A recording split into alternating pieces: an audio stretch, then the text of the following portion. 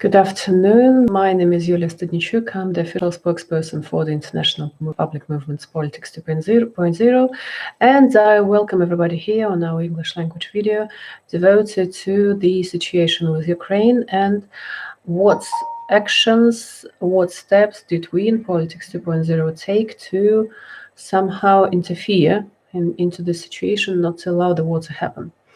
So it's been quite a long time, and since our last video, there has been actually several stages of escalation of the situation around Ukraine, so we'll try to cover them all.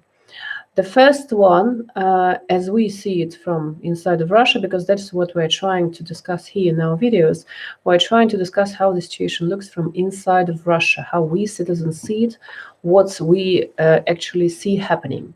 So the first escalation was somewhere mid-December 2021, when suddenly people started talking about that there's some war, some invasion into Ukraine is about to happen. That sounded pretty much surreal, because nobody wanted this to happen. Nobody wants this invasion. We as citizens do not want any war with Ukraine, first of all. We do not want to invade these territories. Actually, there is no need to in these territories. There is no particular need to somehow do anything about them. And so this idea of some kind of possible war sounded kind of crazy, because why? What for? We don't need it in any way. Nobody wants it, except for Putin. So, but it was becoming kind of really dangerous. The situation looked really dangerous. It looked like as if something was going to happen. So, and there has been discussions, and there has been talks by even international, some politicians from other countries, who are saying that Russia is acting somewhat like fascist Germany. Russia is about to invade another country, and Russia is about to attack Kiev. And actually, Russia and Ukraine and Belarus and several other countries were in the USSR.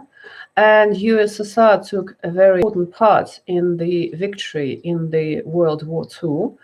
And actually, it's been a very, not to mention that, yes, it's been a very painful war. There have been a lot of deaths and a lot of people died, but actually it was a very important victory for us, for our country, for the Soviet Union. And the Soviet Union leaders and the Soviet Union lawyers took great effort actually to take part in the Nuremberg process, Nuremberg trial, and further in the forming of the United Nations and signing the Charter of the United Nations, signing the Universal Declaration of Human Rights. And actually what is important to realize, that it's been a very important document prepared also by the Russian lawyers. The Universal Declaration of Human Rights, and further United Nations charters and covenants and other documents stating citizens' rights, stating political rights. So for us, the accusation that Russia is about to attack Ukraine and to attack Kiev, and actually for Russia, the Great Patriotic War, when Germany attacked the Soviet Union, began with the attack on Kiev. It was something crazy, like we are to take the part of the Nazi Germany, we are like to act like fascist country and attack Kiev, which is a brotherly nation for us. Actually, in the beginning of the 20th century, there was no separation between the Ukrainians, Russians, and Belarusians. We were a single nation. So this sounded crazy, but unfortunately, it looked from the inside like Putin and the Minister for Defense, Shoigu, and our state deputies, especially some of them, like Vladimir Zhirinovsky, were keen on beginning this war, and they were like promoting it, especially Vladimir Zhirinovsky. He was announcing things like, "We will conquer Kiev, we will just take over half of Ukraine, and we will march over the country." So what we did as responsible citizens, we filed claims against Vladimir Zhirinovsky for him behaving this way, for him calling to war, which is illegal, and initiating an aggressive war illegal in Russia. And we informed the president, the State Duma, our parliament, and the Minister of Defense that initiating of the aggressive war is a crime according to our legal system, and especially initiating such a war against the brother nation of Ukraine. And the citizens of Russia do not want it. That was obvious that nobody wants it. And we, being the responsible citizens who have kept our authorities, have not delegated our authority to president, to State Duma, we, with all responsibility, claim that is not the will of the Russian nation. So what happened next? So then the escalation went down, and everybody expected Putin to announce some kind of invasion into Ukraine during his press conference, which took place in December, but he didn't. And there was at that time it was discussed then that president's messages to the Federal Assembly was coming. Actually, it is a constitutional duty of a president to deliver his messages to the Federal Assembly, and he's supposed to do it annually, but nobody knows when he's going to do it. So everybody expected him to deliver the messages in the second half of January, but it didn't happen. So now we were informed that we expect him to deliver the messages somewhere mid-March, but we're not sure again. So what happened next was a situation in Kazakhstan, probably you are aware of it, when there was some sort of a riot, some sort of a protest or something. Actually, nobody knows for sure now. And Kazakhstan turned to the organization of a contract of how should we call it, of the security, which is signed among Kazakhstan, Russia, Armenia, Tajikistan, and Kyrgyzstan. And we are, according to this contract, we are supposed to protect each other, to support each other. But this contract particularly states that the countries protect each other from some kind of outside aggression. So there should be a third party invading or attacking a country to attract the forces of these countries who have signed this contract. So Kazakhstan turned to this organization, our organization of security, and they decided to bring our troops there, including Russian troops. And Russia was actually the one to provide transportation for all the armies coming to Kazakhstan. But according to the information that we received, actually it was not a third party attacking Kazakhstan. It was some internal protest taking place. So sending our army there went against the law, went against this contract, and went against our internal laws. So we also filed claims against it. We filed claims to the Federal Security Service, to the investigation committee, and to the Russia's general prosecutor, informing them that the acts of bringing Russian army to Kazakhstan to help them solving some internal issues went against the law. And we saw de-escalation within days after our claims, and the armies came back home. That's what happened. But then some new escalation began, and that was quite critical, and it was just ended yesterday. That was one more escalation around Ukraine. Suddenly, everybody began speaking like Russia is about to invade Ukraine. This really sounds crazy from inside of Russia. We need to understand that nobody wants any kind of war in Russia. We do not want it. Nobody in Russia wants war. There is no reasonable grounding to begin a war. There is no emotional grounding. We do not have any reason to want this war. Nobody in Russia wants any kind of military conflict with Ukraine. Everybody understands that there will be Russian guys dying there, there will be Ukrainian guys dying there without any particular reason. We do not want it. And actually, when such accusations began and when they started sounding from outside of Russia, because there were other countries accusing Russia of preparing to invade, that sounded really crazy because there was not a single reason. Actually, not a lot of people in Russia believed that something could happen, simply because it's crazy. Nobody wants it. There is no group of, like, you cannot imagine any audience in Russia interested in war. Business people do not want it because we know we're going to face sanctions, and the sanctions will like destroy our economy. People, like ordinary people, do not want it because nobody wants war. We don't need it. We don't want these territories. We do not want any conflict. We actually, according to all the social surveys, we still keep good relations with Ukrainians, like not the administrations, not the governments, but we, ordinary people, like citizens, we keep normal relations with Ukrainians. We think good about each other. We think that everybody, we should like keep on living together as friends and so on. And this escalation, which actually began from outside, and these accusations which began from outside, they sounded really strange. But there was one thing which kind of made sense, because everybody said that Putin is about to invade. And that is pretty much close to reality, as we understand, because he maybe wants to invade, not the Russian people, but Putin wants to invade Ukraine. He needs this war for some personal reasons.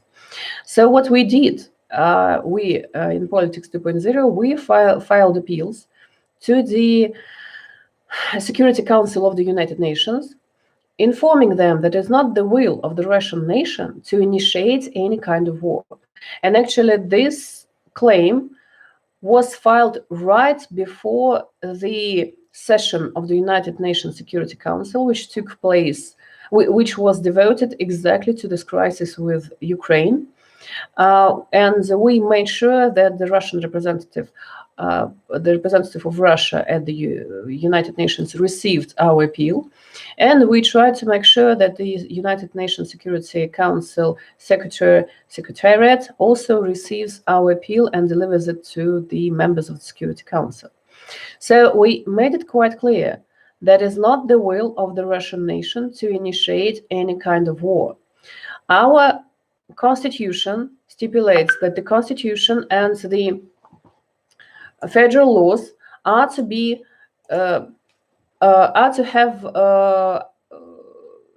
have supremacy over the territory of Russia, and the federal laws say it is not legal to initiate an aggressive war. So we initiating a war goes against the law, against the constitution, and thus it goes against the will of the Russian nation.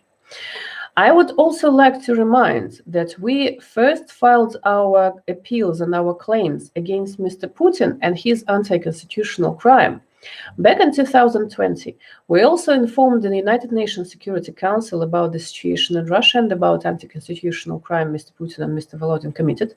Mr. Volodin is the chairman of the Russian parliament.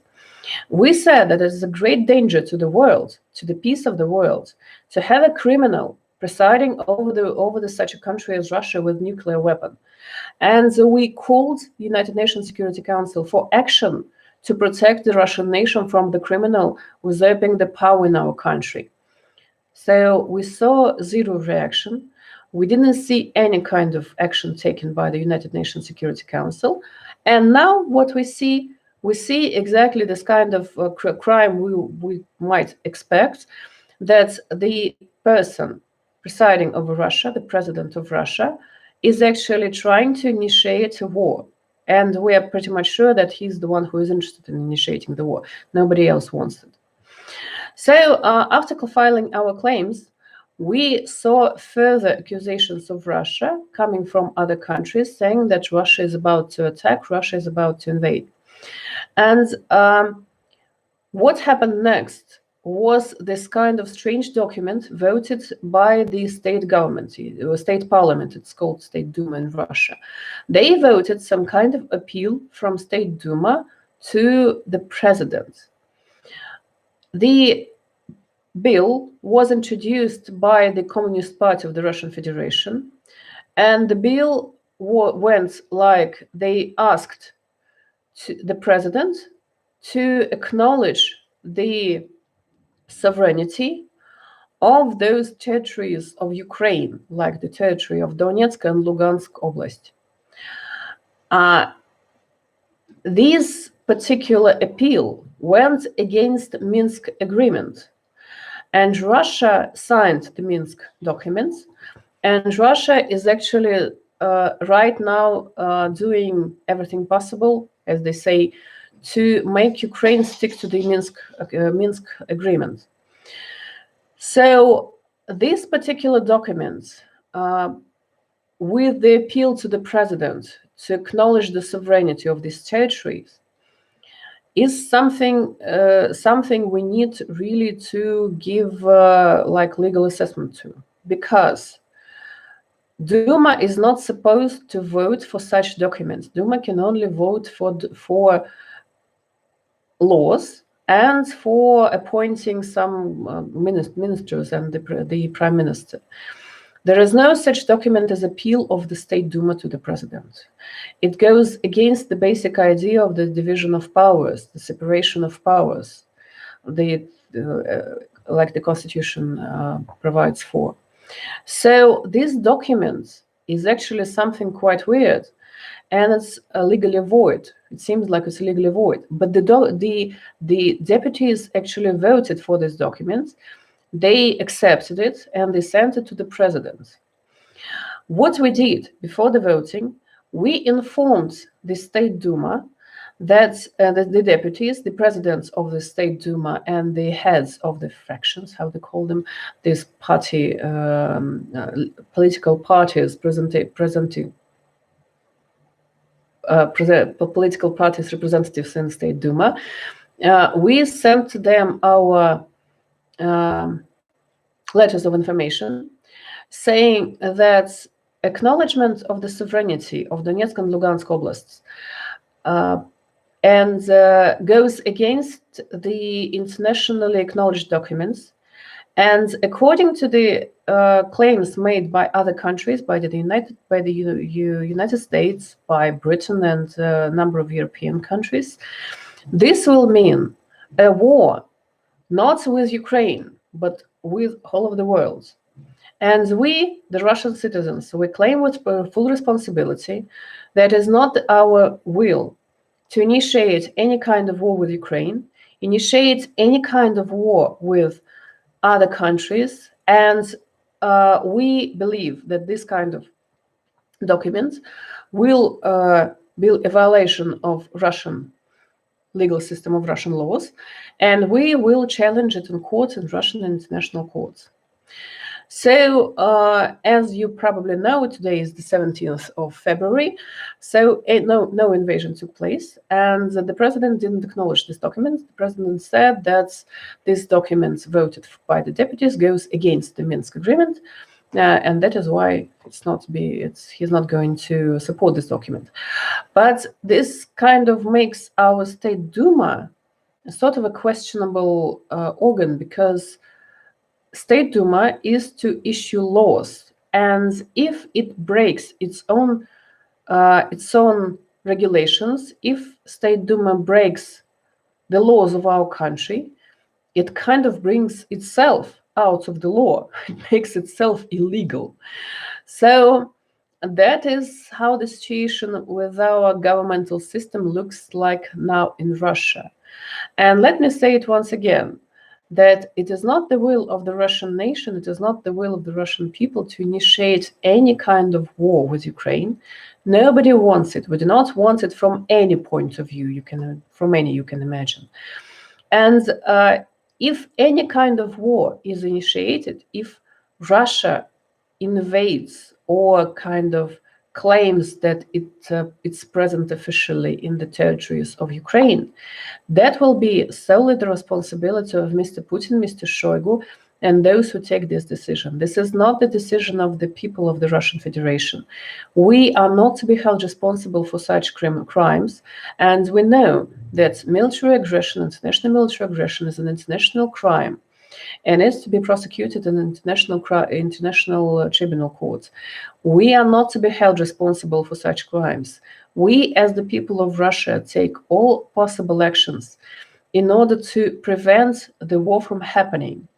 And we are informing, and we have informed the United Nations Security Council, we have informed the European community, European Council about the anti-constitutional crimes committed by Mr. Putin and the chairman of our State Duma, Mr. Volodin. But we received zero reaction. We received zero action. We received zero support of our claims, of our appeals claim to the Hague, to file to Hague, to the Hague Tribunal. So what we are doing now, we're trying to take all possible legal steps without violating laws, without exceeding our rights. We're trying to take every possible every possible step to bring Mr. Putin to court. Our possibilities of bringing him to court in Russia are minimal due to the fact that, as we were informed by the Prosecutor General of Russia, the prosecutor cannot establish any observation, any control over the president. And thus, nobody can check the president's activities. Nobody can check if president is committing crimes or not. So we cannot almost do anything inside of Russia. But we're trying to take some steps internationally as well, in order to bring Mr. Putin to court. And that is where we need international support. We need the support of international community. We need support of international organizations. Because, let me state it once again, a criminal usurping power in such a country as Russia, with nuclear weapon, with not only nuclear weapon, but generally with everything we have, is a great threat to the peace, to the international peace, and to sustainable development.